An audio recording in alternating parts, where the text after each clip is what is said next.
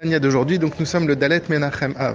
On a expliqué que notre attitude doit être semblable à celle d'Akadosh Baruch Hu. De la même manière que Hachem, eh bien, il pardonne, nous aussi on doit pardonner. Quand même, on voit qu'il y a une attitude qui est quand même que liée à Akadosh Baruch Hu. C'est le fait que on dit que Hachem, il est marbé. Hanoun Amarbé l'Isloach. Hachem, il pardonne, mais pas de manière normale. Il pardonne de manière marbée avec largesse. Qu'est-ce que ça veut dire? C'est-à-dire que l'attitude d'une personne, en règle générale, c'est que si quelqu'un nous fait du mal, eh bien, on peut arriver à pardonner s'il est sincère, il vient s'excuser. Mais après, s'il refait la même bêtise une deuxième fois et qu'il nous redemande pardon de manière sincère, on va encore pardonner. Mais là, on va être un peu plus sur nos gardes. Et plus la personne va fauter, eh bien à un moment donné, si cette personne elle va faire la même, si elle va avoir la même attitude 100 fois par exemple, à ce moment-là, il y a un moment donné où on va dire ben stop, on a du mal à pardonner de la même manière, avec autant de largesse. Alors Akadosh Baruch Hu, lui, c'est pas du tout comme ça. Lui, quand il pardonne, une fois, il peut pardonner 1000 fois, parce qu'Akadosh Baruch Hu n'est pas limité par le chiffre, par le nombre. Hachem, il est illimité. Et donc, par conséquent, on peut à ce moment-là, Akadosh Baruch Hu, attendre le pardon d'Hachem de la même manière que ce soit la première ou la millième fois. Et c'est pour ça qu'on fait la tfila 3 fois par jour. Et quand même, quand on demande le pardon d'Akadosh Baruch Hu, bien Hachem, il nous pardonne. Alors comment ça se fait qu'on demande aussi le pardon à Yom Kippour?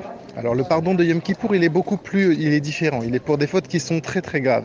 À partir du moment où quelqu'un fait une avéra qui est extrêmement grave, eh bien à ce moment-là, Yom Kippour viendra et le pardonnera totalement. Maintenant, comment ça rentre avec l'idée qu'on dit que celui qui calcule, celui qui fait une avéra, eh bien, avec un calcul dans sa tête, avec l'idée de dire je vais faire tchouva, alors on dit ein maspikim beyado la sot tchouva, on le laisse pas faire tchouva. Comment ça fonctionne? Hachem, il aime la sincérité. Donc si c'est trop facile, on n'a qu'à faire des avérotes et après on demande à Hachem de nous pardonner 1000 fois, 100 000 fois, eh bien il nous pardonnera de la même manière. Comment ça marche? Alors on dit attention, non.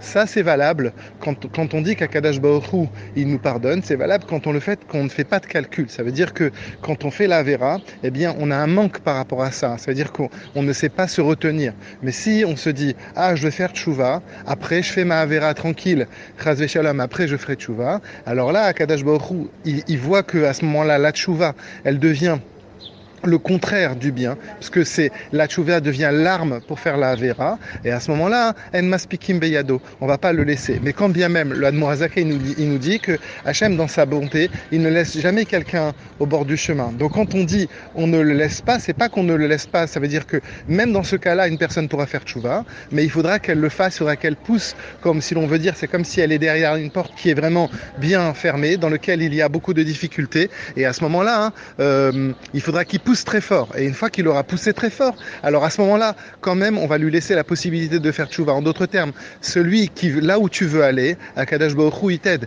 que ce soit pour le bien, mais chas v'shalom aussi pour le mal. Hachem nous a laissé le libre arbitre. Maintenant, dans ce libre arbitre qu'Hachem nous a laissé, il nous a toujours donné la possibilité de faire tchouva, mais la tchouva, elle doit être en rapport justement avec la avéra que l'on a faite. Et si on y a mis un calcul quand on a fait une avéra, eh bien, il faudra que notre tchouva, elle soit vraiment désintéressée, avec beaucoup d'ardeur,